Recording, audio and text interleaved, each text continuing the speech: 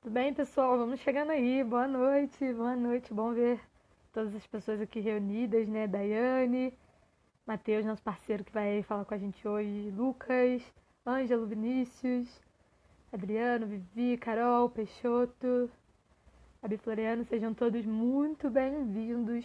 Vai chamando o pessoal, todo mundo para entrar nessa live agora, porque o nosso papo é sério, vai ser um papo maneiro demais, bacana pra caramba. A gente só vai esperar mais um minutinho só para ver o pessoal chegando aqui, né? Vamos entrando, vamos chamando, vai enviando agora, pessoal, para o pessoal chamando, quem ainda não tá por aqui, vai chamando as pessoas para que elas possam assistir, porque eu tenho certeza que a live de hoje vai ser bem produtiva. Tória, Ana Gnani, que bacana, sejam bem-vindas. Vamos lá então, pessoal, porque hoje vai durar bastante, então não vamos enrolar, né? Sei que ainda tem gente para chegar, mas manda aí que vai chegando, pessoal. Bom, essa semana a Oficina de Valores se propôs a falar a respeito do aborto, né? Contra o aborto. É um assunto que está sendo muito pautado nesse momento, principalmente por causa da questão da STF. A gente vai falar mais sobre isso hoje. É, mas a oficina se deu ao trabalho de conversar sobre isso, né? Abrir um diálogo a respeito disso, de um assunto que é muito importante. Então, hoje, especialmente hoje, a gente vai falar da questão do aborto a partir das questões jurídicas. E nós vamos ter o nosso amigo Matheus Quintão. Ele vai se apresentar para a gente. Vou aceitar aqui para ele poder entrar. Tá aqui, tá dando aguardando. O Matheus vai falar para a gente hoje sobre toda essa questão jurídica. Amanhã tem questão É, psicológica e na quinta uma questão médica. A gente fala mais sobre isso também no final. Aí fica um convite para quem perdeu hoje, já chama lá os seus amigos. Está conectando aqui. é, eu tô botando aqui a Opa, câmera. já tá aí, Matheus, que bom. Tá me vendo? Não tô te vendo ainda. As Peraí que eu tô pessoas estão ativando. ouvindo a gente bem? Também É não porque sei eu se estão me tô. ouvindo bem. Engraçado, eu tô tentando ativar aqui minha câmera frontal aqui rapidinho. Sem problemas, Matheus. Todo mundo ainda chegando, ainda tem mais gente para chegar. O assunto hoje é importante. Quanto mais gente aqui para ouvir sobre ele, é melhor. Mas hein, Carol, me faz eu vou solicitar novamente que parece que só tá ativada a câmera da frente, né? Não sei por quê. Eu tô tentando aqui botar a frontal, mas não tá indo. Beleza, vou cancelar aqui então e aí eu tento te convidar. Tá, Pode ser? beleza.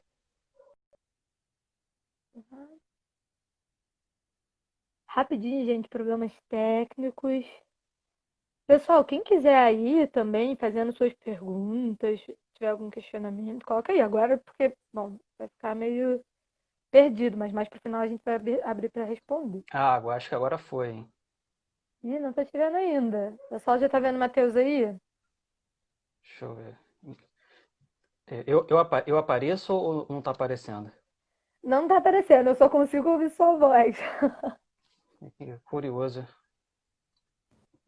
Você quer tentar solicitar você de novo? Que aí a gente tenta uma última vez Tá, tá. pra Senão poder na, a gente recomeça a live. na pior das hipóteses eu troco aqui de celular, pego o celular aqui do meu pai, qualquer Não, coisa.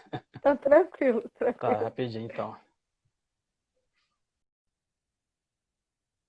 É, o pessoal tá falando aqui, ó, Yara, só a voz do Matheus. O som tá ótimo, que bom. Mas vamos tentar. O Matheus vai me chamar dessa vez pra ver se a gente consegue. Vai solicitar aqui, eu vou aceitar. Vamos ver, esquisito, gente. Galera aí que é boa, com coisa tipo aqui, ó. Matheus, vamos lá.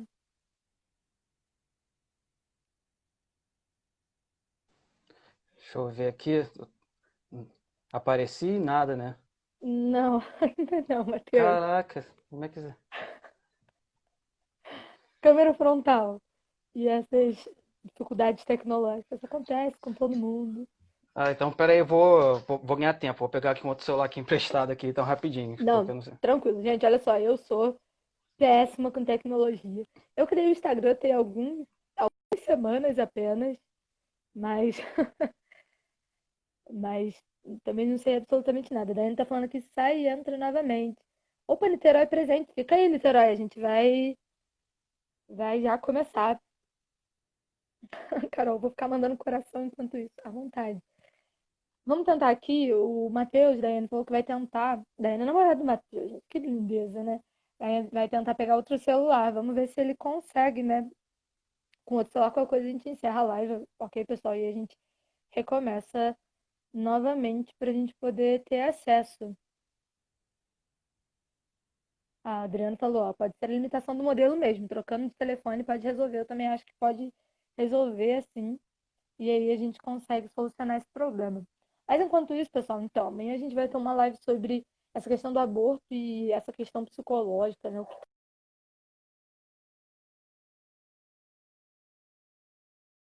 De problemas mentais mesmo. Então, na quinta a gente vai.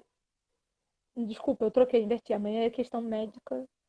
Adriano, me fala aí, por favor. Digita aqui pra mim, por favor. Amanhã é questão médica e quinta é a questão psicológica, se eu não me engano. Eu acho que é isso mesmo. Para que todos estejam presentes, né? O Matheus hoje preparou algo bem bacana. Eu estou muito animada e ansiosa para ouvir. Estou muito ansiosa para ouvir também a de amanhã e também a de quinta-feira, assim, né? Vai ser três numa tacada só para a gente poder falar sobre essa briga toda que está rolando aí na internet, de aborto não, essa questão do STF. Então, nessa ordem mesmo, confirmaram aqui. Obrigada. Então, eu tô bem animada e empolgada para assistir de verdade, né? Às vezes a gente até sabe que a igreja é contra o aborto, mas a gente não entende o porquê, o que está acontecendo, né? E principalmente a gente vai olhar isso de um ponto de vista científico e técnico. Por isso a gente tem áreas aqui, né? Por isso a gente vai falar de uma questão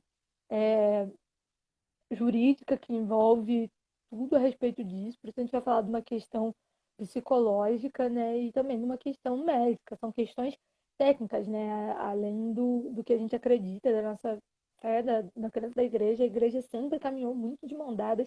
A fé sempre caminhou muito de mão dadas com a razão, né? Uma coisa não exclui a outra. Então, no final das contas, é, isso não é um empecilho, né? Isso não atrapalha, né, a gente poder refletir. Então, acho que o Matheus conseguiu aqui. Vamos ver se a gente vai agora. Agora vai, pessoal, para vocês não terem que ficar me ouvindo aqui, que o Matheus tem coisa muito melhor para falar. Aê! Aí! Foi, Eu aqui gente, sou pouco, imagina. conseguimos! Você imagina, do nada, Conseguimos! fugiu. Conseguimos! Mas foi, Matheus, muito bom, muito bom. É, Conseguimos agora. Então, se apresenta pra gente aí e vamos dar introdução aí ao nosso assunto de hoje. tá ótimo. Então, pessoal, né, boa noite. Desculpa aí esse contratempo aí tecnológico, né? Esse celular Xing Ling é fogo, né? Não, mas então sou advogado, né? Me formei na UCP, né, aqui na cidade de Petrópolis. Me formei em 2015, né? E esse tema do aborto sempre foi um atrativo, né, para mim, né? Porque quando eu entrei na faculdade de Direito, sempre gostei de assuntos meio polêmicos, né? Mas eu era favorável, né, ao aborto, né? E aí foi durante a faculdade de Direito que eu comecei, né, a entender melhor, né, que o mundo não girava em torno de mim mesmo, né, e que também eu tinha que olhar, né, o direito dos outros, né, das outras pessoas. E aí eu fui me interessando mais por esse tema e aí, né, eu decidi fazer a minha monografia, né, sobre o aborto. Né? Minha monografia foi sobre Olha, aborto em caso de estupro, né? Então, né, pesquisei, né, bastante, né, na época, e é um assunto que eu sempre tô buscando, né, conhecimento, né, converso com as pessoas, né, e espero que a gente possa, né, contribuir, né. Então, eu já aprendi muito, né, com outros juristas, né, outras pessoas que são da área, que têm pensamentos contrários ao meu, e eu entendo, né, porque eu também já fui favorável ao aborto, e hoje minha posição é totalmente favorável, né, à vida. Então, espero que a gente possa, né, se ajudar aqui nesse diálogo. pô, muita coisa maneira para contribuir pra gente aí hoje, É. Matheus. Então eu queria que você começasse dando um pouco de panorama geral. Acho que as pessoas não têm muita ideia ou noção de como está a legislação sobre Uhum. isso. Aqui no Brasil, né, especificamente, mas se você tiver algum panorama mais Ah, geral, tá. um histórico sobre isso pra gente aí. Tá ótimo. Então, para a gente começar, é interessante, sei que nem todos aqui são da área, né? Assim, eu acho que a minoria, né, seja talvez da área jurídica. É interessante fazer né, uma introdução. Né? O nosso sistema jurídico, né, no Brasil é conhecido, né, como sistema românico-germânico. Romano-germânico. Ele é conhecido como civil law. Né? O que seria civil law? Nós temos um sistema jurídico que é baseado em livros, né, em códigos. Então temos vários códigos, temos a Constituição Federal, temos o Código Penal, o Código Civil, né? E para você conseguir organizar, né, todos esses códigos, é preciso que haja uma hierarquia entre eles. E foi assim que o Brasil adotou a pirâmide de Kelsen. Kelsen foi um jurista e um filósofo conhecido, e ele fez exatamente, né, a gente aprende, né, na faculdade de Direito, que temos realmente uma pirâmide, né, e no topo dela tem que estar sempre a Constituição, que é a nossa carta maior, né, a carta magna. Uhum. E todas as leis que estão abaixo, ou seja, as normas infraconstitucionais abaixo da Constituição, elas têm que sempre obedecer à Constituição Federal. Né? Mas aí tem essa polêmica, né, do STF, né, que nós temos a lei, então o que o STF faz? Na verdade, nosso sistema jurídico ele não é apenas civil law. A preponderância, né, a regra é ser civil law, ou seja, ser formado em códigos. Mas temos também resquícios, né, temos pitadas de common law. É um sistema chamado sistema anglo-saxão. É um sistema que é adotado principalmente nos Estados Unidos, que se utiliza decisões judiciais em casos concretos, mas essas decisões judiciais ela tem praticamente força de lei para todas as pessoas, ou seja, para toda a nação. Então, é um sistema muito mais baseado no costume, no que o judiciário vem decidindo. Então, a gente também adota, né, em parte, esse tipo de sistema, né, numa linguagem que é bem simples, mas a preponderância maior é a da civil law. Mas aí, tentando, assim, é necessário fazer essa introdução para questões que vou colocar mais para frente. Mais pra frente. Sim. E, assim, adiantando no tema, né, do aborto, né, ele é uma prática, né, antiga, né, na nossa sociedade, né, é uma prática pagã, né, era praticado por hebreus, né, por gregos, mas em 450, né, aproximadamente, antes de Cristo, né, em Roma, nós tivemos as conhecidas Lei das 12 Tábuas, que era exatamente 12 tábuas de madeira, né, com as principais normas para aquela sociedade. E uma das tábuas, ela não se referia diretamente sobre o aborto, né? Ela se referia ao direito patriarcal, ou seja, o direito do homem, né, do chefe de família, dele ter direito sobre a vida, sobre a liberdade e sobre a propriedade dos seus filhos, da sua esposa, ou seja, ele que definia se iria abortar, se não iria abortar, né? Então ele via que essa criança aqui ela nasceu com alguma malformação, né? Então ele não vai ser um bom soldado, não vai ser um bom agricultor, então eu descarto. Né? Então foi aí que começou as primeiras normatizações. Né?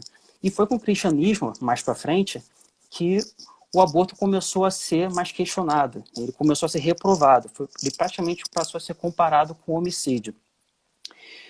E essa cultura, né, o cristianismo, né, ele influenciou muito, né, graças a Deus, o nosso sistema brasileiro. Então, foi no Brasil, em 1830, com o Código do Império, que nós tivemos a nossa primeira norma que proibia o autoaborto. O autoaborto é quando a mulher, né, ela pratica o aborto nela mesma, né, desde usando uma pílula, né, ou usando algum tipo de manobras para poder realizar o aborto nela mesma. Qualquer outra modalidade de aborto, o Código não se referiu, ele apenas penalizou o autoaborto. No Código Penal de 1890, né, um pouco mais para frente, aí sim nós tivemos a penalidade para quem realizasse o aborto na gestante. Ou seja, o crime praticado também por terceiro. Então, no caso, o médico que realiza o procedimento, né, na gestante, ele também passa a ser penalizado. É um ganho Agora para as sim. mulheres também, né, nesse sentido. Oi? Um ganho para as mulheres nesse sentido, Sim. né, essa nova lei. Sem dúvida, que o foco era apenas como se realmente só a mulher que praticasse ali um crime, sendo que, na verdade, ela estava sozinha. Né? Isso. E foi aí, já chegando mais nos nossos tempos, né? Em 1940, nós tivemos a promulgação do Código Penal que a gente tem até hoje. Né? Então, nosso Código Penal, ele é bem antigo. Então, eu até separei aqui os artigos. Nós temos, são 5 artigos que a gente tem no nosso Código Penal que fala, né, sobre o aborto, né? Então, o primeiro artigo é o artigo 124 do Código Penal, né, que ele tipifica a conduta do aborto provocado pela gestante ou com seu consentimento. A norma fala assim: provocar aborto em si mesma ou consentir que outrem lhe o provoque. O nosso código ele dá pena de detenção de 1 a 3 anos. Ou seja, essa modalidade aqui, né, é quando a mulher ela pratica o autoaborto ou ela tem ajuda indireta de outra pessoa, né? No caso, uma pessoa que instiga ela a abortar, né, ou que dá algum comprimido, né? No momento que a mulher precisava de apoio, essa pessoa, pelo contrário, ela instiga a mulher a abortar. Então, essas duas, nesse caso, pega a pena de detenção de 1 a 3 anos.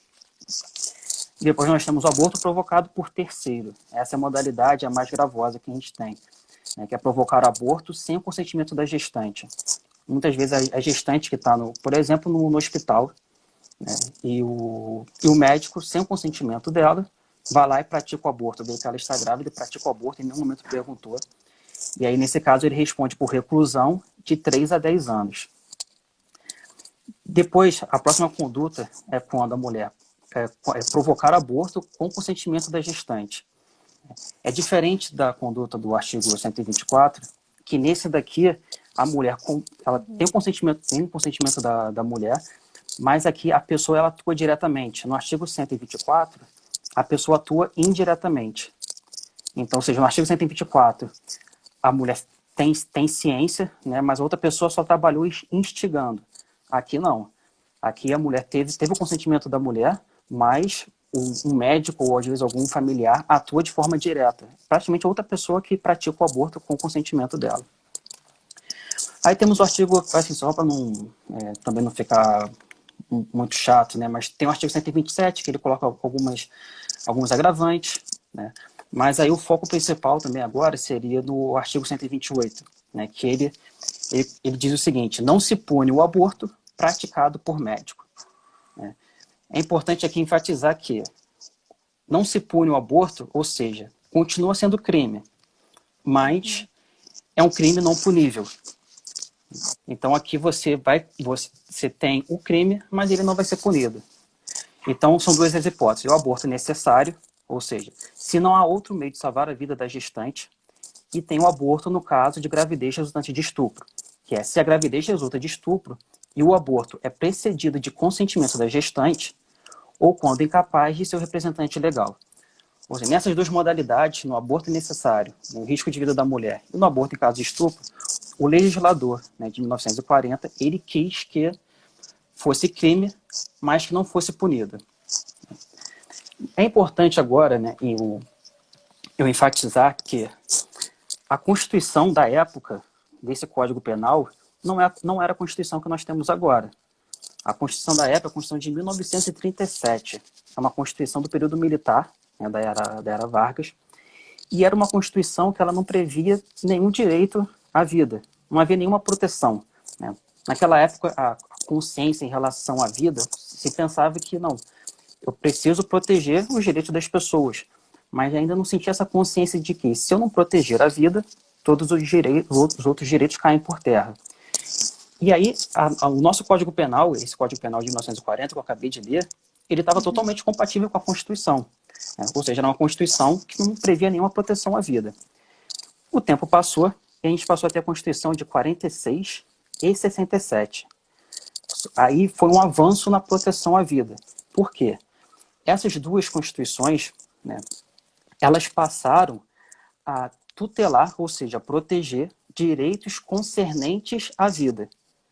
Antes, nós não tínhamos nenhuma proteção constitucional, ou seja, na Constituição. Agora temos os direitos concernentes à vida. Vou ler de forma bem rapidinha o que dizia a Constituição. Ela falava assim: a Constituição assegura aos brasileiros e aos residentes no país a inviolabilidade dos direitos concernentes à vida, a liberdade, a segurança individual e a propriedade. Ou seja, não é que se tutelava diretamente a vida. Na verdade, você tutelava direitos a respeito da vida. E mesmo assim, por causa dessa relativização, né, da proteção à vida, o Código Penal de 1940 ainda estava compatível com a nossa Constituição. A grande reviravolta acontece agora com a Constituição de 88, que é a Constituição que está valendo até os dias de hoje. Que é a nossa última Constituição, né? É exatamente, a nossa última Constituição, que é uma Constituição que a gente precisa parar para pensar que é uma Constituição, naquela época, que era o que o povo brasileiro estava enfrentando. Né? Não só o povo brasileiro, mas todo... Não cai não, hein? Desculpa, gente. Perdão, caí aqui, estava super prestando atenção, esbarrei aqui. Tranquilo.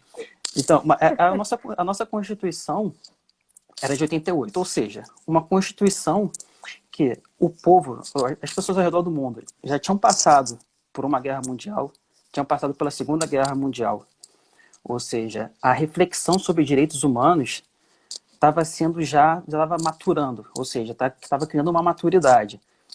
E aí a nossa Constituição, né, vendo todo esse cenário mundial, né, e toda a inconstância aqui do Brasil, passou a tutelar, né, o direito à vida, mas de uma forma diferente do que estava antes. Antes nós tínhamos direitos concernentes à vida. Agora a nossa Constituição ela diz o seguinte: todos são iguais perante a lei, sem distinção de qualquer natureza, garantindo-se aos brasileiros e aos estrangeiros residentes no país a inviolabilidade do direito à vida, a liberdade, a igualdade, a segurança e a propriedade. Ou seja, aqui temos dois pontos que não tinha na Constituição anterior. Né? Todos são iguais perante a lei. Ou seja, não importa a sua condição de vida, de nascimento, condição financeira, sua raça. Né? Aqui a nossa Constituição já queria deixar de lado, né, todos os resquícios de ditadura militar, de nazismo, de todos os sistemas totalitários. É um avanço, né, para o povo brasileiro. Sim, totalmente. Gigantesco. A nossa Constituição, muitos criticam por ela ser muito prolixa, né? Mas em relação a essas garantias, né, a direitos fundamentais, né, nesse ponto ela foi muito bem feita. E aqui ainda tem um ponto que é interessante, que ela diz, sem distinção de qualquer natureza. Poderia ser simplesmente, todos são iguais perante a lei. E já partir para o próximo ponto. Mas tem essa observação, sem distinção de qualquer natureza. E depois, a grande diferença para a Constituição anterior, que antes dizia inviolabilidade dos direitos concernentes à vida, mas assim, agora, inviolabilidade. Ou seja, agora é o próprio direito à vida que é inviolável. Antes eram os direitos concernentes à vida. Aí que o nosso Código Penal ele passa, né, muitos os cristãos de maneira geral, passaram a questionar que o nosso Código Penal, nessa parte, né, que ele excepciona, né, as hipóteses de aborto, né, que permite o aborto, né, em algumas hipóteses, ele praticamente viola a nossa Constituição. Não praticamente, realmente ele viola a nossa Constituição, que não permite nenhuma exceção em relação à proteção ao direito à vida. Porque não seria à toa que o legislador ia colocar inviolabilidade do direito à vida. Poderia colocar direito à vida. Ele estaria comparado a todos os outros direitos que ele mesmo colocou no Código, que é direito à liberdade, direito à igualdade. Mas logo o direito à vida fez questão de colocar inviolabilidade do direito à vida. Isso tudo, né? E assim, se eu falar muito rápido, eu tenho muito devagar, pode aqui chamar atenção, alguém comenta aí. Tranquilo, né? Pode deixar. Né? Mas tá indo então, ok, isso... tá indo tranquilo. Tô acompanhando. Então, isso tudo é o que está assim, no nosso código, ou seja, na nossa Constituição e também no Código Penal. E onde que o STF, né, entra nisso tudo? É uma questão importante, o STF, né? Ele realmente... Assim, o STF está legislando, né? Uma questão aí bem importante. De todos nós, né? Essa realmente as pessoas ficam levantando. As pessoas realmente ficam confusas, porque ela pega o Código Penal, pega a Constituição, né? Não vê nada falando sobre feto-anencefalo, não vê sobre microcefalia, né? De onde que o STF está tirando isso. Então, né, nós temos, né, como que eu falei lá no início, né, nós temos no nosso ordenamento jurídico, ou seja, no nosso sistema jurídico, essas pitadas de common law, ou seja, de decisões judiciais que têm valor, né, que são aplicadas, né, que servem para ser aplicadas no Brasil todo. E é o que a gente chama de jurisprudência, ou seja, se você tem um conjunto de decisões, né, de um tribunal sobre um assunto, você tem um entendimento do tribunal sobre aquele assunto específico, sobre o aborto, você cria uma jurisprudência. Ou seja, a jurisprudência do STF, quando diz no jornal, né, a jurisprudência do STF, é o entendimento do STF sobre aquele assunto. E no caso do aborto, ele tem uma jurisprudência, né, que ele fechou em 2012, sobre o feto anencefalo, né? E eu sempre gosto de falar que eu gosto de sempre de mencionar, né, quem propôs essa ação, né? Porque o STF ele não acorda de manhã cedo e pensa assim, hoje eu vou decidir sobre aborto, né? Vou lá legislar, né? Então, assim, até se a gente quiser ser levado a sério, né, no debate público, na conversa mesmo com as pessoas, né, a gente não pode, né, sair falando que, não, o STF decidiu, acordou de manhã cedo, vou criar uma lei. Então, a gente até entende, eu até entendo, porque assim, tem umas críticas a fazer realmente, mas não funciona assim, dessa forma. Então, sobre o feto anencefalo, né, ele teve essa decisão em 2012, que foi uma ação proposta pela Confederação Nacional dos Trabalhadores da Saúde. Propôs uma ação chamada, foi a DPF 54, esse nome é a DPF, que é Ação de Descumprimento de Preceito Fundamental.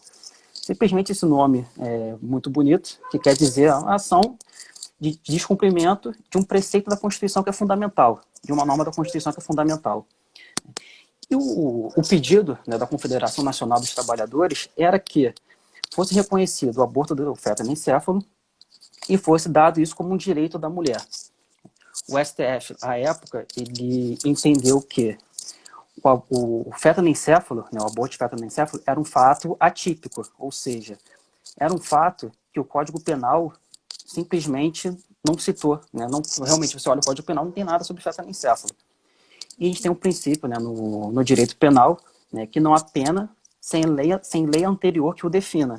Ou seja, para você considerar uma prática como crime, você precisa de uma lei antes. Porque simplesmente, senão, o Estado vai sair vendo condutas que ele discorda e vai falar ali na hora, não, isso é crime. Então você precisa da lei antes. Eu depois vou voltar nesse tema aqui do feto anencefalo, né? Vou bater aqui em alguns argumentos que os ministros usaram. Né? Na verdade, não sou eu, Matheus, que vou bater com os meus argumentos, quem sou eu, mas vou simplesmente compartilhar argumentos que outros ministros do STF também usaram. Então, assim, para resumir, né, sobre aborto de feto anencefalo, como não estava no Código, a Constituição não falava nada, o STF decidiu que é um fato atípico, né, que o Código Penal não trata, então vai ser um direito da mulher. Foi assim que argumentou o STF. E agora, a polêmica que está dando agora, né, nessa semana, né, é de uma ação, né, que foi proposta em 2016.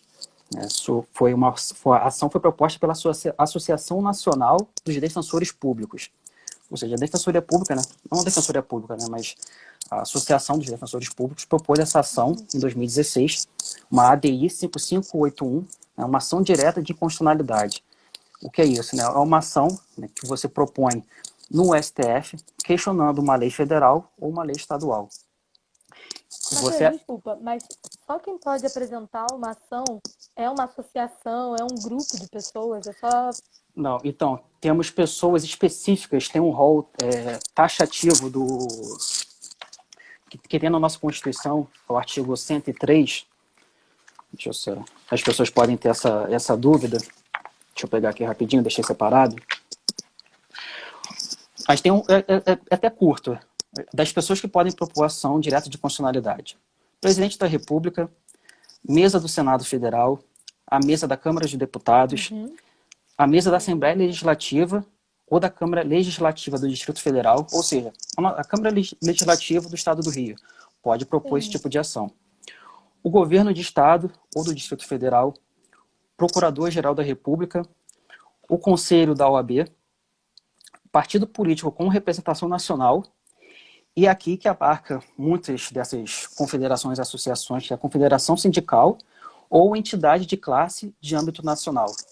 Então, nessa parte aqui que acaba abarcando, né, mais agentes que podem propor esse tipo de ação.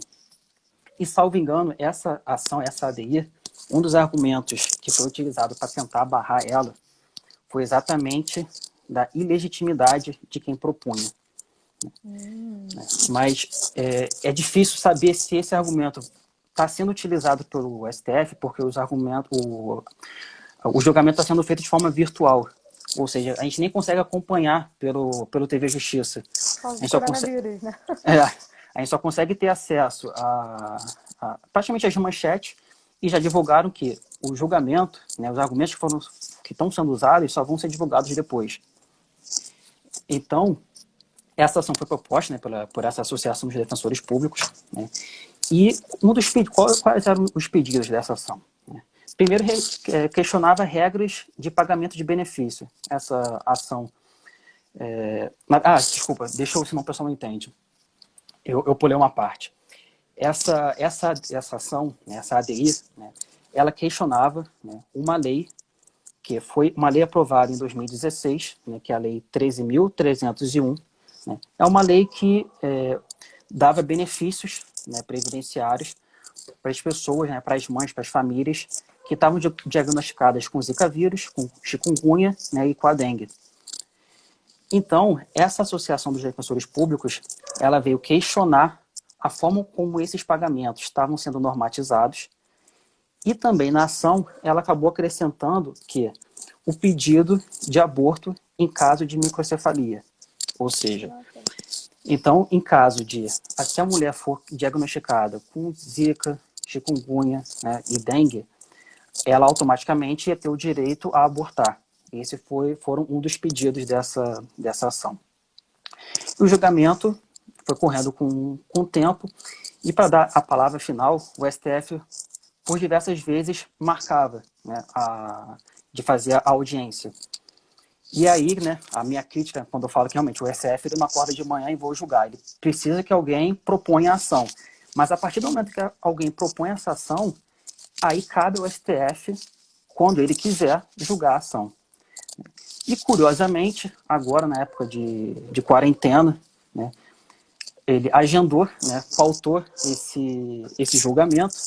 Né. A minha crítica, né, é no sentido de que, no momento que a gente precisa que a gente tenha os poderes, né, judiciário, legislativo, do executivo unidos, você propõe um tema que naturalmente divide a população, no mínimo, ilógico, incongruente. Bom, mas ele tentou pautar diversas vezes e pautou agora. E eu, né, vi muitas pessoas comemorando, né, naturalmente, né, que o placar praticamente já... Estava 6-0. 6-0. E praticamente... Eu queria que você explicasse isso para as pessoas, porque realmente é confuso. As pessoas não entendem se acabou, se não acabou. Isso ainda está meio perdido na cabeça das pessoas. Né? É um placar de futebol, mas será que realmente acabou, não acabou? Né? Porque realmente o STF volta a decidir esses temas. Assim, o que eu posso falar tranquilamente é que, assim, essa discussão não acabou. Por quê? Essa ADI, né, o que a gente já conseguiu ter acesso é que o STF ele não está julgando o mérito da questão. Ele não está julgando os pedidos. Você não está julgando o pedido que questiona as regras de pagamento e não está julgando se o aborto vai ser ou não permitido. Por que ele não está julgando? É o seguinte, agora, se não me engano foi em março, foi promulgada uma outra lei, a Lei 13.985. E o que essa lei fez? Essa lei ela mudou as regras de pagamento desses benefícios da lei anterior, da Lei 13.301, que eu acabei de falar. Ou seja, essa ação direta de constitucionalidade, ela questionava uma lei federal que agora acabou de ser modificada. E aí a razão de ser dessa ADI, dessa ação direta, caiu por terra. O STF está argumentando agora de que a ação está prejudicada. Ele não tem como julgar o mérito da questão, porque é como se o mérito da questão tivesse desatualizado. Ou seja, ele vai precisar, provavelmente, né, assim que for divulgado, né, como que foi os argumentos utilizados, provavelmente daqui a um tempo, né, talvez daqui a alguns meses, talvez a própria Associação Nacional de Defensores Públicos ou qualquer outra associação vão provavelmente depois entrar com uma ação direta de constitucionalidade, agora questionando essa lei nova. Então, o que a gente tem no momento é uma decisão do STF que não enfrentou o mérito da questão e não vai enfrentar, E esse assunto não vai ser encerrado agora.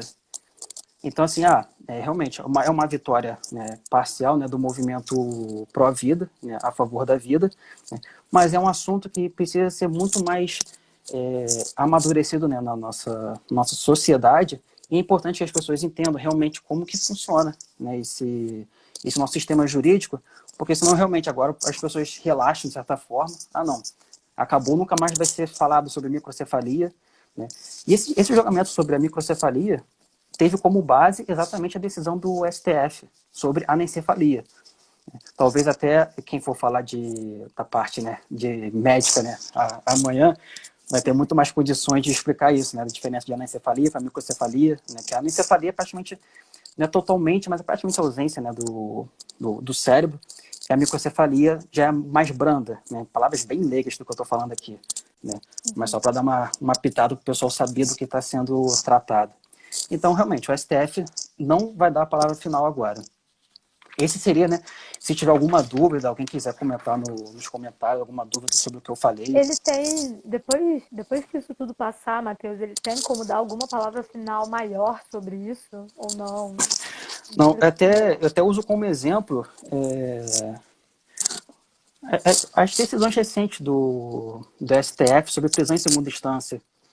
A gente vê, passa o tempo, o STF já mudou de posicionamento 2, 3 vezes. Então, ele não está obrigado a manter o mesmo entendimento, né? Ele evita ao máximo, porque a gente tem o princípio da segurança jurídica, né? Como que fica a sociedade se a cada momento o STF muda de opinião? Então, realmente, o STF ele evita ao máximo ficar mudando de posicionamento. Então, claro, qualquer decisão que se tenha do STF, né, ela tem um peso muito grande, porque realmente ela se aplica, né, a todo o país, né? Isso quando ele decide matérias, né, que nem essas que eu falei agora. Tem decisões do STF que se aplicam só para um caso específico. Mas sim, né, respondendo a sua pergunta, né, ele pode mudar depois novamente, ou pode manter o seu entendimento por um bom tempo, né, mas não tem, né, uma regra, né, certinha. Compreendi, né? Então, a princípio a gente tá ganhando, é isso que a gente sim, quer. Isso sim. que deixa a gente feliz, assim, e respirando melhor, né? Essa questão de que tá tudo bem por enquanto, né? Mas é sempre estar atento. O O Lucas, né? Lucas tá perguntando aqui, ó. Desculpa. Mateus, esse caso pode ser julgado em outras Em outra instâncias instância? ou só a nível federal? É só a nível federal mesmo, né? Porque essa ação direta de inconstitucionalidade, ela é direta no STF. Ela não passa por, não, eu entro com a ação aqui na minha cidade e isso vai, né, depois eu vou para Brasília, não, é direto no STF. São assuntos que a gente chama de controle de constitucionalidade, que analisa se aquela lei está compatível com a Constituição ou não. E isso é competência só do STF decidir. Tem algumas pequenas exceções, né, mas que agora só iria confundir mais a cabeça, mas assim, que nem nesses assuntos, né, sobre aborto, né, que você precisa, né, que o STF diga a palavra final, né, em relação a alguma lei federal, sim, cabe ao STF dar a palavra final. A Vitória perguntou aqui também se a população tem como influenciar, né, diante das manifestações, essa questão do STF. Se tem alguma forma de manifestação disso, né? Pra gente Sim, sem dúvida. interferir, influenciar. Até porque o STF, esse tema, ele iria pautar antes, e só não pautou exatamente devido à mobilização, né, que principalmente as igrejas fizeram para que esse tema não fosse pautado. Não é que nós não estejamos abertos, né, ao diálogo, né, mas é um tema tão, de certa forma, tão lógico, né, a proteção à vida, que você não precisa de o STF se manifestando para você entender, como eu disse anteriormente, pela Constituição, que se você não consegue defender o direito à vida, qualquer outro direito cai por terra. Mas sim, a pressão popular é sempre super importante. O STF, eu não sei como que ele conseguiu, eu acho que foi até uma audácia, né, pautar esse tema agora, porque poderia exatamente no momento que você precisa que as pessoas fiquem em isolamento, você, de certa forma, convocar o furor da população, né? Você imagina as pessoas quererem indo para a rua, né? Seria exatamente uma confusão. Mas sim, a pressão popular interfere diretamente não só no STF, mas principalmente no nosso executivo, no nosso legislativo. A pressão no executivo e no legislativo sempre tem que ser muito maior, que são nossos representantes. Mas sim, a pressão popular pode sim influenciar o pensamento de um ministro, até porque ele é uma pessoa como nós. Ele usa a internet, ele fica vendo as postagens, né, e ele pode ser influenciado por muita coisa que ele vê dos movimentos. Entendi isso. Quando você disse que essa questão é uma questão que não está fechada no STF agora, e aí a Bárbara perguntou aqui logo em seguida, né? A gente pode se sentir segura em relação à defesa da vida no STF? Porque assim, pode ser que a princípio agora a gente tenha o STF até colocando isso em período de Covid, né? Você falou, né? É um vacilo colocar isso em período de coronavírus, né? Pode ser que os caras realmente não tenham querido se manifestar tanto pelo que você disse. Eles não iam fechar a questão agora do negócio tão importante assim. Eles não seriam loucos de fazer uma coisa do tipo, né? Mas por que a gente não pode se sentir seguro, né? Então, explicar um pouco mais isso aí pra gente. Não tem como a gente se sentir seguro, porque o STF, né, é formado por pessoas que mudam de entendimento e podem mudar de entendimento, né? Porque o ministro, um tempo atrás, votou de uma forma, né, que ele não possa mudar, né, o entendimento dele. E essas questões, né, principalmente quando você muda a composição do STF, quando o ministro do STF se aposenta, ele, quando ele sai, o outro entra com um entendimento muitas vezes diferente. Então, realmente, com o STF, a gente não tem como sentir seguro. Né? Vai ser sempre uma luta constante. As pessoas que defendem, né, a vida vão sempre precisar estar se atualizando dos argumentos, vão sempre precisar buscar informações, estar em diálogo com pessoas que pensam diferente. E a pressão popular, assim, o STF, ele na verdade, ele interpreta, né, a nossa Constituição. Ou seja, se a pressão no legislativo não for feita, né, se não forem feitas leis que protegem a vida, que protegem a vida da mãe, a vida da criança, né, que propõem soluções realmente que respeitem, né, direitos fundamentais das pessoas, o STF ele não tem como inventar a lei ali na hora. Tem momentos que ele inventa a lei. Né? Isso mais para frente depois eu falo. Mas, em regra, né, ele precisa que também o legislativo faça parte dele. Então, se você passa a ter, por exemplo, uma norma que deixe bem claro, né, deixe mais claro ainda, não, direito à vida desde a concepção, sem exceção alguma, né, vou dar um exemplo bem simples, né, o direito à vida desde a concepção, né, sem exceção alguma, fica muito mais difícil para o STF ele agora dá uma nova interpretação a esse texto. Ele consegue fazer isso porque muitas das nossas normas são muito mal feitas. Sim. E é isso que você falou, né? Quando a gente fala sobre uma sociedade que influencia, é influenciar também na escolha de quem está lá, né? A possibilidade que a gente tem de escolha direta de quem vai estar lá é no legislativo, né? Então, é saber escolher bem as pessoas que vão estar lá para que elas criem legislações que não sejam dúbias, né? Que não sejam, Isso aí. que criem ambiguidade, né? Que não criem uma dúvida nas pessoas. Eu até Tava aproveito. falando aí, Matheus. Ah, É não, rapidinho, pode Carol. falar.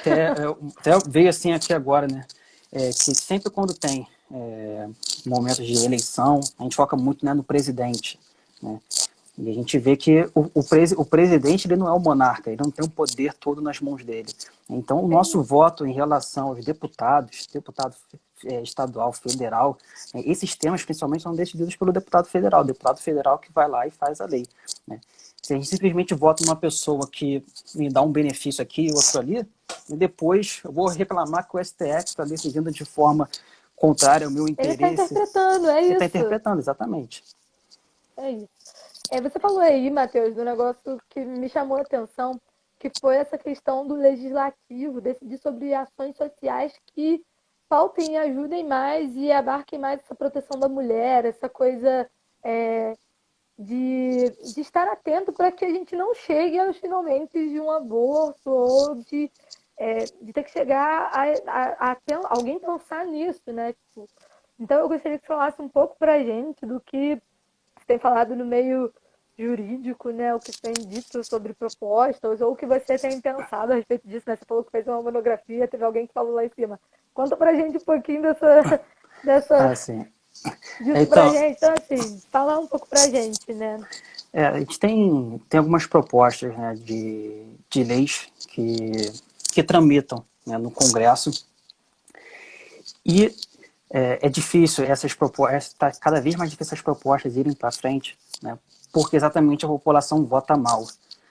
Então, assim, você imagina para você aprovar, né, um projeto de lei, né, em que você precisa muito da maioria, né, dos deputados para você votar aquilo, você precisa passar por várias comissões, né, você simplesmente não reúne todo mundo e vota. Você passa por várias comissões, né, para que você consiga aprovar uma medida, aprovar uma lei.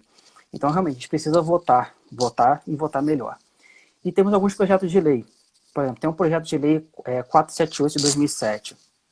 Ele proíbe o Estado de privar o nascituro de direitos. É uma medida, né, é um projeto de lei que visa exatamente impedir que exista exceção para se abortar o nascituro, né, o nascituro, ou seja, o feto, né, o embrião, né, a criança. É um projeto de lei, né, que ele já se arrasta por um tempo, né, desde 2007, e quando se parece que você vai conseguir formar uma maioria, né, aí você tem que parar a tramitação porque não se tem maioria para votar. E é um projeto de lei que ele prevê exatamente maiores proteções, né, ao nascituro e também à mulher, né, ele prevê hipóteses de adoção, né, e tem diversos projetos que estão correndo hoje na nossa Câmara, assim como tem projetos exatamente para se aprovar o aborto, que também são dezenas. Mas assim, o PL, né, o projeto de lei 478, né, é um dos mais ou o mais famoso. Temos agora o projeto de lei 4754 de 2016, esse é mais recente. Esse eu vi muitas pessoas, né, se referindo a esse projeto, porque ele prevê o crime de responsabilidade dos ministros do STF.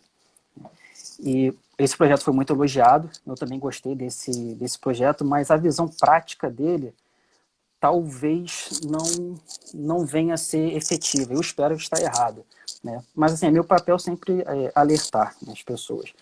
Por quê? Esse projeto, né, de crime de responsabilidade do ministro do STF, quem vai dar a palavra final, né, se o ministro do STF vai sofrer impeachment, se for aprovado, vai ser o Senado Federal. E os senadores, em caso de crime de responsabilidade do senador, ele é julgado pelo ministro do STF, né, que vai dar a palavra final. Ou seja, você se coloca no lugar do senador. Você sabe que o ministro do STF vai te julgar se você sofreu um impeachment, né, se você entrar com processo de impeachment contra você. Você não vai querer realmente dar a palavra final do impeachment em relação a ele, né? Então, realmente, é da República, então você tem que saber jogar conforme as regras.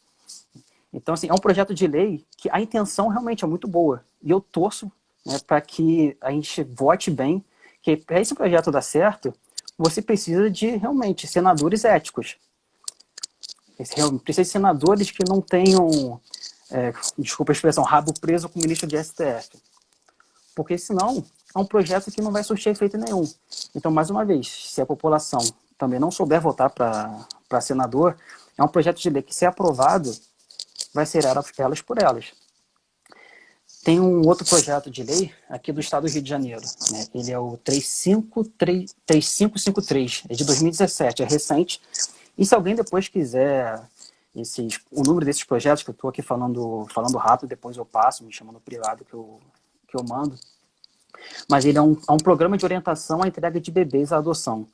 Eu achei bem interessante, é um projeto que tem recebido bastante crítica, né, de movimento pró-aborto, né? E realmente é interessante a gente ouvir essas críticas, né, para que se melhore sempre o projeto, mas eu vejo com muito, muito bons olhos, né, porque ele não foca simplesmente na mulher que queira abortar porque sofreu um estupro, né, mas na verdade são para todas as mulheres, né, em situação de vulnerabilidade. E a intenção é realmente dar a opção de adoção. Assim, muitos podem achar até estranho, né? Tipo, poxa, né, você simplesmente, a mulher vai meio que se livrar da criança. Mas se parar para pensar, isso é assim, ao meu ver, entre ela procurar uma clínica clandestina para abortar, né, e você poder oferecer a opção da adoção, né, até a adoção depois eu vou falar que Vou dar mais detalhes sobre como é a adoção aqui no Brasil, mas a adoção ela realmente pode ser uma solução, uma das soluções, né, para o nosso Brasil. Até uma experiência que eu tive aqui na Igreja Carmelo, aqui de Petrópolis. Uma vez eu fui lá e aí eu achei curioso que tinha um local que era exatamente um local para você colocar a criança, você colocava ela num local digno, né? E aí as irmãs do Carmelo, elas recebiam essas crianças para educar. Ou seja, mães, né, que não tinham condições, realmente estavam em situação de vulnerabilidade, muitas vezes sofrendo ameaça dos seus maridos, elas iam até o Carmelo, colocavam essa criança nesse lugar, as irmãs acolhiam, né, e assim, você se coloca no lugar da mãe, ela vê que se a criança continuar com ela, essa criança vai acabar morrendo. Ela ia até o Carmelo, né, doava, realmente era uma adoção, as irmãs adotavam, né, essa criança, e educavam, e era feito de uma forma que também as irmãs do Carmelo respeitavam até a privacidade da mãe. Se a mãe quisesse não ser vista, né, teria como, né, tem um mecanismo, né, que você não consegue ver o rosto. Então, assim, a gente precisa ser criativo, né? Eu achei esse projeto de lei tem tudo para dar certo. A gente ouvindo, né, a parte contrária, as críticas, né, a gente vê o que agrega e o que não agrega, a gente continua. Tem diversos projetos, né, que nem tem um aqui que eu achei muito interessante, eu não sabia, pesquisando, né, sobre o assunto até mesmo para essa live, eu vi que tem um projeto do governo federal chamado Criança Feliz, né, vai fazer, acho que tem agora aproximadamente 3 anos de projeto, né, e o foco é também famílias que estão em vulnerabilidade, famílias carentes, e aquelas famílias que estão cadastradas no Bolsa Família. Ou seja, a família que está cadastrada no Bolsa Família, ela pode recorrer à prefeitura da sua cidade, né, uma forma de ela conseguir ter acesso a esse programa. É um programa que foca na primeira infância da criança, ou seja, até os 6 anos de idade. Então, eles procuram dar todo um aparato, toda uma formação psicológica e educacional, né, de direitos, o que é direito, o que é dever daquela família. Né? E é um programa que eu fiquei surpreso que eu vi que aqui em Petrópolis existe. Então, Olha que bacana, não sabia disso. se a pessoa quiser procurar, no caso a prefeitura, né, se ela for cadastrada no Bolsa Família, né, ela consegue ter acesso. Né? Não sei dos procedimentos detalhados, mas assim, eu levei um susto, porque assim, esse programa está no Brasil todo, né, mas tem muitas cidades, até mesmo grandes, que ainda não tem esse programa, né, e está no site da prefeitura, né, esse programa disponível para todas as pessoas. Para você ver, aqui em Petrópolis, tem 200 crianças que já passaram pelo acompanhamento.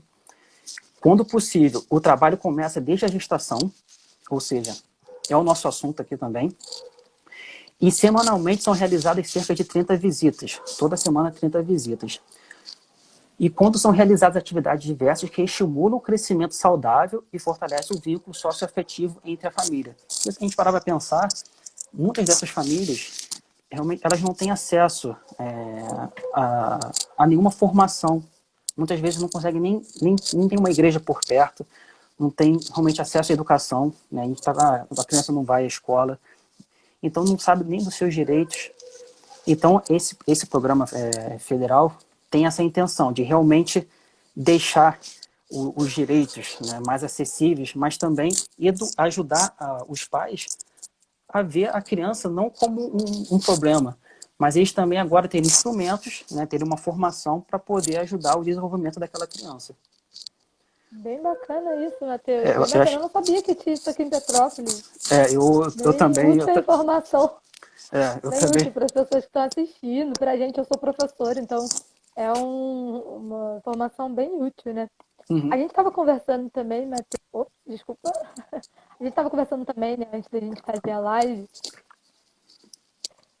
sobre a questão da motivação, né, das mulheres para decidir pelo aborto, né, as questões do homem, né, essas questões masculinas, né, que tanto inferem nesse sentido, né. Você falou um pouco sobre a Constituição, né, a pessoa que obriga, né, a mulher a cometer algum tipo de aborto, né, o que acontece com muita frequência, né, um homem ou alguma outra um terceiro, né. E eu queria que você falasse um pouco disso pra gente, né? Dessa questão desse papel masculino e o que sofre, né, essa questão também da punição, né, da punição que é feita para as clínicas clandestinas, né, que tem muito pouca punição e eles são os maiores Uhum. culpados por isso acontecer, né, e queria que você falasse um pouco mais sobre isso, né, e no final a gente vai falar sobre adoção mais, tá? O pessoal tá falando aqui que Tá, tá mais beleza. bacana, esse assunto é bem bom, a gente tem coisas bacanas para falar, né? Então, até que a gente, essa crítica, né, que precisa ser feita, né, aos homens é a mais pura verdade. Porque muitas vezes no debate do aborto, o foco é muito em cima da mãe, né, da criança, né, o direito de um, o direito do outro, né, e muitas vezes quem acaba ficando imune, de certa forma, a críticas é o próprio homem. Então, muito se fala, né, de uma crise Tô vendo aqui. Gente, Acho que dá um ok se a pausou. live Eu tá tudo acho que a sua certo. imagem deu uma parada. Ah, é? Mas eu Ah, acho que voltou, voltou. voltou, Voltou. voltou. Então, a gente fica muito preso, até mesmo no. Se você for conversar com qualquer pessoa de opinião contrária, o foco fica muito entre o que é direito, né, da mulher, né, direito da criança. Né? E a gente parando para pensar, a gente não consegue ver muitas vezes que a crítica ao homem fica muitas vezes esquecida. A gente fala muito, né, de uma crise de maternidade, mães que realmente descartam, né, seus filhos. Né? A gente vê até situações, né, tristes que a gente acompanha no noticiário, e realmente é triste. Mas, parando para pensar, se a gente fazer uma crítica sincera, antes de uma crise de maternidade, uma crise de identidade da mãe com seu filho, isso existe porque antes há uma crise de masculinidade, uma crise do homem de ver o seu papel, né, como provedor, como suporte da mulher. Eu falo isso até uma autocrítica, né, porque a gente muitas vezes a gente aprende, né, no dia a dia, né, não, coisas da casa, muitas vezes não, é com a mulher, não, criança é com a mulher que fica com a criança, né, e isso vai sendo incutido, né, nas pessoas de que não, o homem fica num posicionamento mais afastado, a gente cria no homem, né, o homem na verdade praticamente se estimula nessa posição de que não é da minha conta sobre isso, eu não tenho responsabilidade. E assim, aí é uma opinião pessoal também, muitas vezes a gente vê isso desde a adolescência, né? Os pais, né, que falam, os homens, né, que falam para os seus filhos, né, não, hoje você não precisa ser fiel a ninguém, né, que não sei o quê, que você não tem responsabilidade, não precisa dar satisfação, né, à sua mulher, que não sei o quê, para onde você vai sair e tal, essa encheção de saco, né. Então, assim, estou dando um exemplo bem, um pouco mais extremo, mas isso vai criando, né, no homem um sentimento de total irresponsabilidade. E isso depois, mais tarde, muitas vezes quando ele vê, né, a esposa, né, a mulher, a pessoa com quem ele teve relação, ter uma criança, a primeira atitude que ele faz é sair fora. E depois nós temos que arrumar meios, né, de resolver esses pepinos, né, que foram criados. Isso aí muitas vezes o foco fica na mulher, o foco fica na criança, e no debate sobre o aborto precisa ser muito mais falado, muito mais criticado e conscientizado o papel do homem, né, que não pode se ausentar da sua responsabilidade. Qual foi outra questão também que você falou? Não, a Ana colocou aqui, né, a questão sobre a negligência paterna, né, se tem algum artigo nisso. Matheus, rapidinho, eu acho que o nosso tempo está quase se encerrando aqui. Então, Sério? pra gente, aqui é porque a gente demorou no início, aí vamos só, pessoal, rapidão aqui, encerrar essa live e aí a gente começa uma nova para o Matheus não ser prendido no meio de um argumento, tá bom? Vamos recomeçar, volta todo mundo, hein? Não fica todo mundo de Beleza. fora não, hein? Tem ainda coisa boa para falar. Então, continuando o que você estava falando, né? Você estava falando sobre a questão paterna. A Ana tinha feito uma pergunta sobre se tem algum artigo na legislação a respeito da negligência paterna. E aí, sobre as punições das clínicas clandestinas, né? Porque também essa é uma crítica muito grande, né? De que as clínicas clandestinas têm pouca. Poderia ter uma punição maior. Sim, deixa eu até falar primeiro sobre essas clínicas clandestinas. né? Porque realmente a nossa legislação, né, quando o pai, né, que abandona, né, sua família, ele pode responder por abandono de incapaz. Então, assim, a nossa legislação tem punição para isso. E as clínicas clandestinas, né, elas respondem por esse artigo que eu li no início da live. Ela responde junto, muitas vezes, com o médico. Ou seja, cada membro da clínica clandestina vai responder na medida da sua culpabilidade. Ou seja, de acordo com a maneira como ele atuou, né, ele vai responder. Né, se teve o aborto sem consentimento da gestante, né, ele vai responder de uma forma. Né, mas se teve o aborto com consentimento da gestante, né, por outra. Então, essa mesma legislação, esses mesmos artigos que trata sobre o aborto no Código Penal, né, que eu li mais no início da live, são os mesmos que são aplicados às clínicas clandestinas. E fica muitas E qual vezes... que é o. Desculpa, Matheus. E qual que é o tipo de punição para, assim, diretamente, né? Falando sobre isso.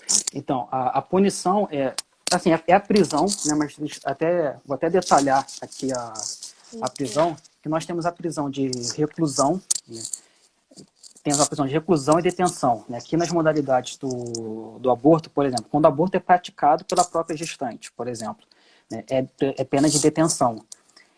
De 1 a 3 anos. Detenção é quando você não pode começar no regime fechado. Tem um regime fechado, tem um regime semiaberto e tem um aberto. Ou seja, na hipótese que a mulher pratica o aborto nela mesma, né, ela vai responder por detenção de 1 a 3 anos, mas ela não pode começar a pena no regime fechado. Ela começa no semiaberto ou no aberto. As clínicas clandestinas, elas vão responder no artigo 125, 126, 127 do Código Penal, né, que é quando é provocar aborto sem consentimento da gestante. Vai responder por pena de reclusão de 3 a 10 anos. Ou seja, a pena de reclusão, diferente da de detenção, já permite já o regime fechado desde o início. Ou seja, a pessoa já vai para a prisão direta. E o aborto com o consentimento da gestante também pena de reclusão, mas aí é uma forma mais branda, de 1 a 4 anos. Ou seja, se você tem o consentimento da gestante, ela procurou a clínica clandestina, a pena vai ser menor. Mas se ela foi levada, ela não sabia, né, que ia realizado o aborto, já estava no hospital. Né? E muita gente foca, né, até nas clínicas clandestinas, né, sendo que muitas vezes isso acontece em clínica particular, né, clínicas que a gente vê aí todo dia, que acontece aborto e a gente não faz ideia.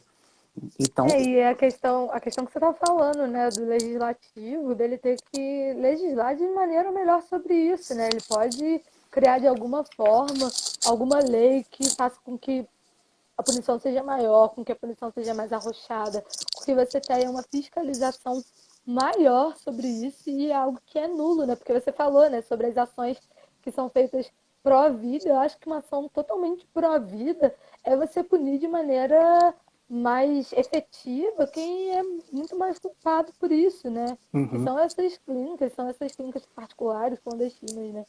Então é realmente difícil, né? A gente tem pouca coisa sobre isso. Foi o que a gente falou antes, né? É necessário que tenha realmente mais gente no legislativo pensando a respeito disso, né? A gente, Pensando a gente tem, a com gente tem até, consciência. a gente tem esses artigos que tratam das punições, né, mas a gente precisa também conseguir aprovar as medidas que tratam também das soluções, propostas de soluções, né, como, que nem lembrei agora da adoção, né, que eu acho que pediram, né, para falar, né, que eu já Sim. ia E esquecendo. lembra que não pode esquecer de falar também sobre o artigo da negligência paterna, né? O que que Sim, sim, aqui, da negligência paterna, deixa eu ler aqui para vocês aqui,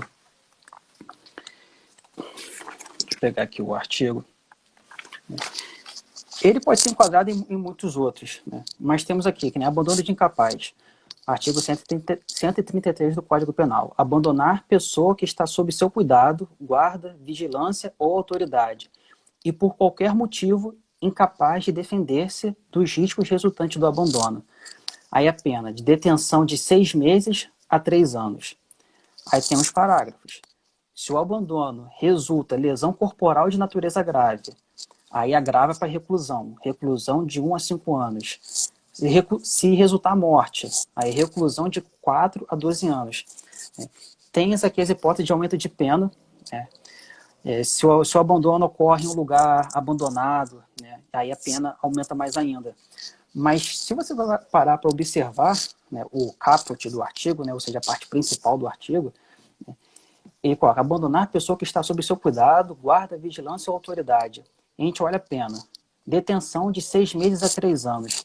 A meu ver, essa pena aqui é muito branda para Muito por branda.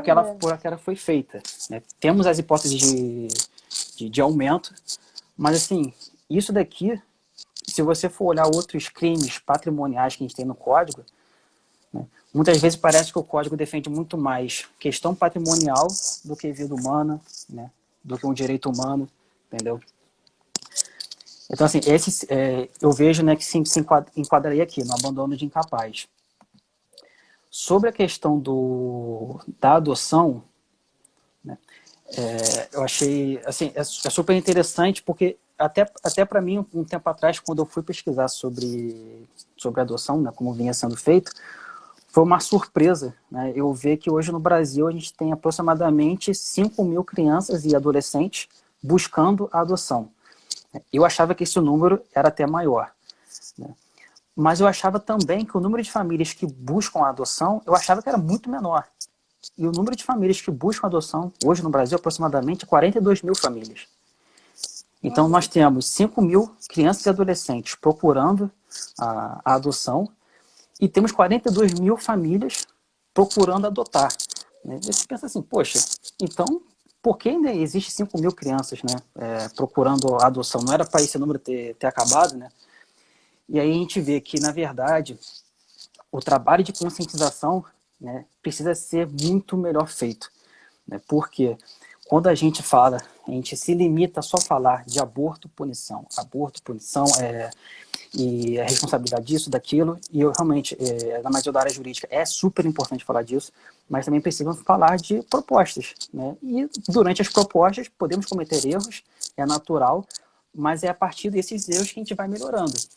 E na adoção, é difícil você conseguir encaixar o perfil que aquela família busca com o perfil da criança que está disponível para adoção. Porque, né, desses 5 mil, a grande maioria é de adolescente. Muitas vezes adolescente que tem 1, 2, 3, 4, 5 irmãos. Né? E, infelizmente, né, muitas das pessoas dispostas a adotar não querem esse tipo, né, de criança e de adolescente. Né? Claro, já é um avanço enorme. Temos pessoas dispostas, né, a adotar. Mas precisamos melhorar, sim, né, essa conscientização, porque ainda é se colocado muitos requisitos, né, na hora de adotar, e muitas crianças acabam ficando abandonadas.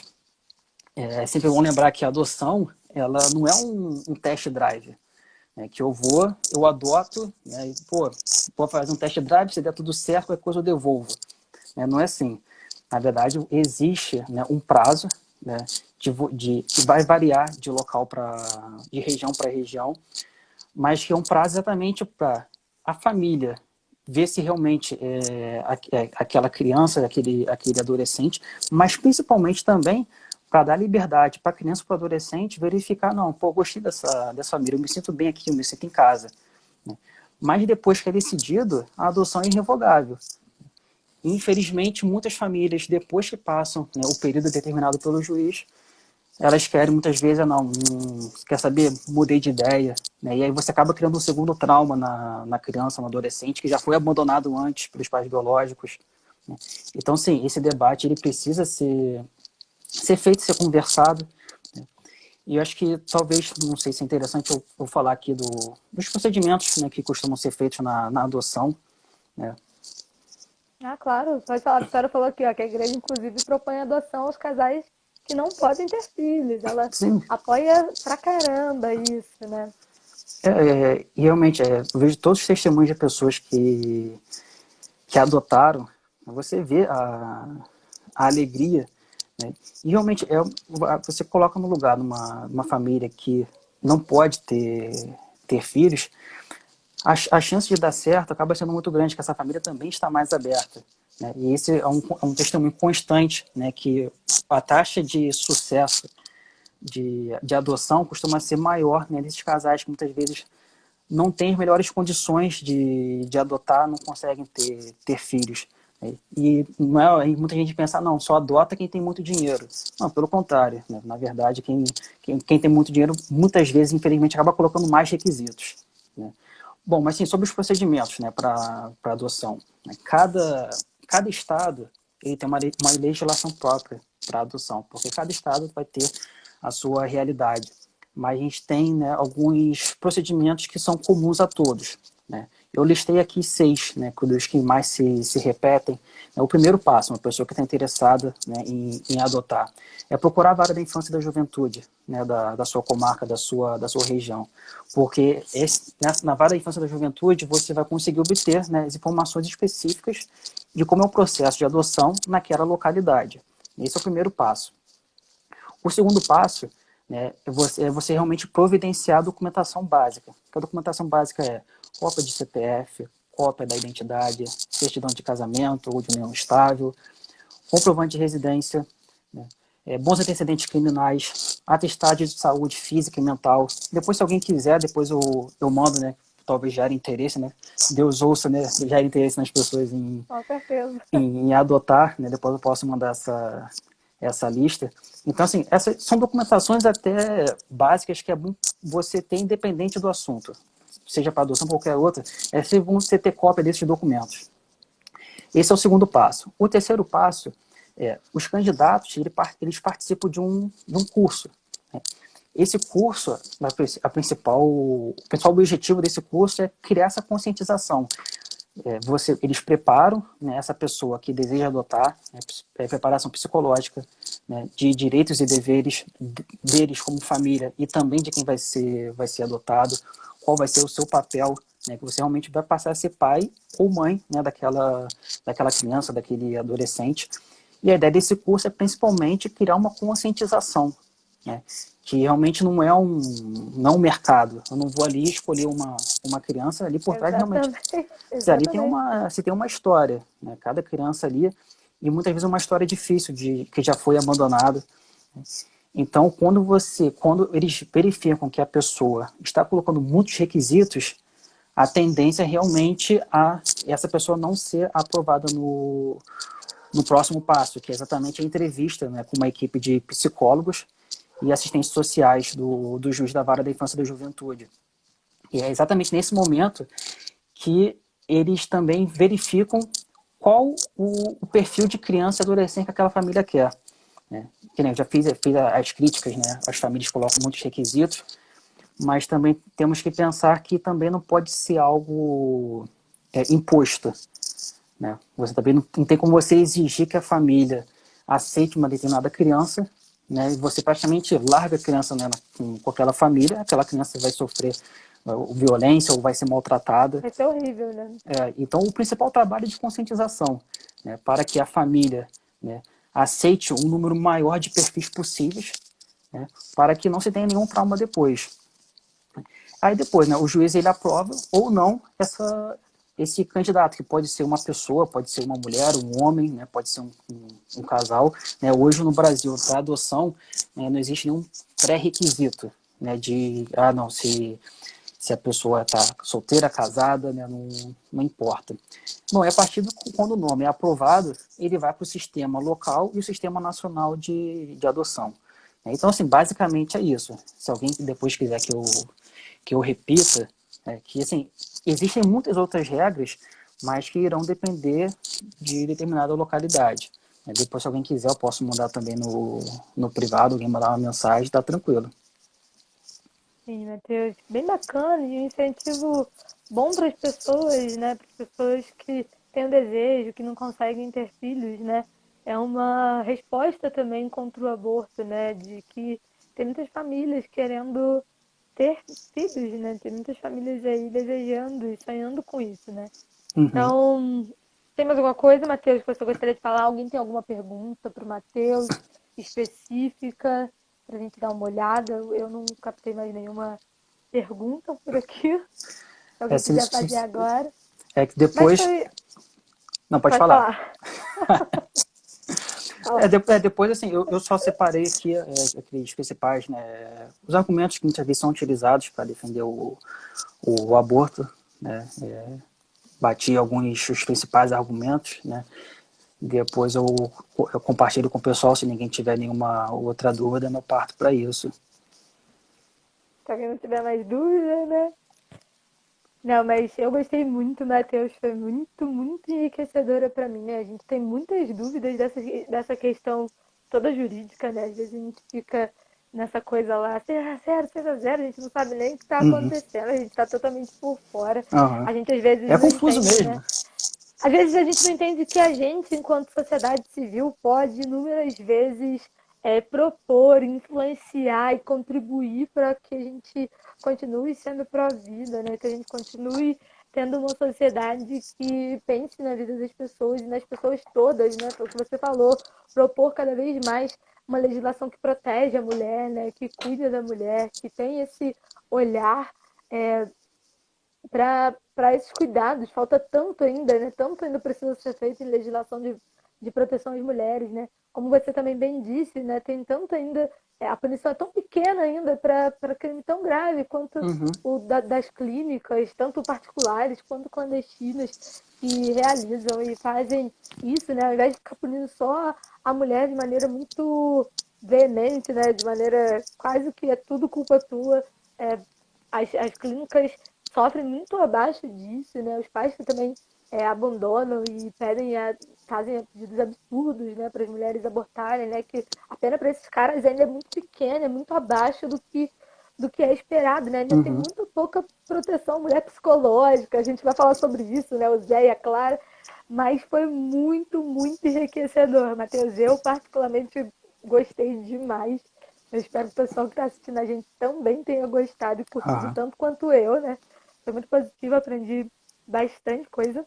E eu gostaria que você encerrasse a nossa live, então, já que a gente não tem pergunta, ninguém fez pergunta, todo mundo foi sanado. Se tiver aí, ó, o Matheus, depois procura o Matheus, procura o de valores, né? Pra gente poder sanar essas dúvidas. Mas eu gostaria que você desse um recado final, né, para as pessoas a respeito disso. Você falou que tinha uma frase bacana para falar, uns exemplos bacanas para falar. Acaba que o pessoal de advogado gosta de falar, né? Então, pô, eu comi o tempo todo, né? Todo o meu tempo que a gente vai falar, já comi o suficiente. Foi ótimo. Mas assim, eu acho que se eu pudesse resumir, né, toda a argumentação contra o aborto, eu resumiria, eu até separei uns tópicos aqui, né, que eu faço uma alegação, não eu, né, mas ao jurista Ives Granda Martins Filho. Ele resume bem, né? Até depois, se alguém quiser livros, de indicação de livros, né, tem um monte aqui, mas que o aborto nada mais é do que uma grande eugenia, né, uma grande hierarquia de vidas, né? Vidas com e sem valor, né? E a gente sabe que isso não existe, né? Eu separei aqui alguns tópicos, né, para exatamente fazendo uma relação entre como que o aborto é comparado com a escravidão nos Estados Unidos. Eu acho que essa relação é importantíssima, as pessoas terem essa consciência, né? Nos Estados Unidos e no Brasil, né, o aborto nos Estados Unidos foi aprovado, né, com algum dos trechos que eu vou dizer aqui agora, né, e a ideia é fazer o mesmo tipo de aprovação no Brasil. Os argumentos que foram utilizados nos Estados Unidos foram os seguintes: o nascituro não é pessoa e pertence à sua mãe. O nascituro, ou seja, o feto, não é pessoa perante a lei, mesmo que seja tido por ser humano. O nascituro, ele só adquire personalidade ao nascer. Quarto argumento: quem julgar o aborto mal, que não o faça, mas não deve impor esta maneira de pensar aos outros. Quinto argumento para o aborto: toda mulher tem o direito de fazer o que quiser com o seu corpo. Sexto argumento: é melhor o aborto do que deixar uma criança mal formada enfrentar a vida. Esses foram os argumentos utilizados pela Suprema Corte Americana. E aí, por incrível que pareça, isso foi em 1973. Né? Aproximadamente um século antes, 1857, a Suprema Corte Americana já tinha aprovado a escravidão nos Estados Unidos. Né? E os argumentos utilizados pela Suprema Corte dos Estados Unidos para aprovar a escravidão, né, que hoje, eu acho que, pelo que eu acredito que não tenha dúvida de que a escravidão é um mal, né, os argumentos foram os seguintes: o negro não é uma pessoa humana e pertence ao seu dono. Segundo, o negro não é pessoa perante a lei, mesmo que seja tido por ser humano. O negro só adquire personalidade perante a lei ao nascer, não havendo qualquer preocupação com sua vida. Quarto argumento. Quem julgar a escravidão o mal, que não tem escravos, mas não deve impor esta maneira de pensar aos outros, pois a escravidão é legal, de acordo com a lei. Quinto argumento. O homem tem o direito de fazer o que quiser com o que lhe pertence, inclusive com seu escravo. E sexto e último argumento. A escravidão é melhor do que deixar o negro enfrentar o mundo sem condições. Então, assim, poderia levar aqui um tempão argumentando, mas acho que com essa relação fica bem nítido. Não precisa argumentar, né? Não precisa. Você tá com... isso, né? Sabe? O aborto é o mesmo que... Esses argumentos para o aborto são a mesma coisa que esses argumentos para a escravidão, que são totalmente um absurdo na concepção de direitos humanos, como que disse, né? Assim, seria um retrocesso jurídico aqui você é isso, aprovar o aborto agora. E assim, se alguém quiser, eu tenho argumentos que tratam da questão do estupro, do caso de necessidade, né? Todas as modalidades de aborto, né? Como se proteger, né, a vida, né? Eu tenho, né, esse material, posso disponibilizar à vontade. Acho que pode me procurar no privado, que mando sem problema algum, que não é difícil a gente defender a vida humana, basta que a gente se coloque no lugar do outro. É isso, Matheus. Muito obrigada de verdade pela sua presença aqui hoje, a Oficina de Valores se sente extremamente grata, né? Eu que agradeço. Pela sua presença e pela sua contribuição, né? Esperamos fazer mais vezes essa parceria. Sim.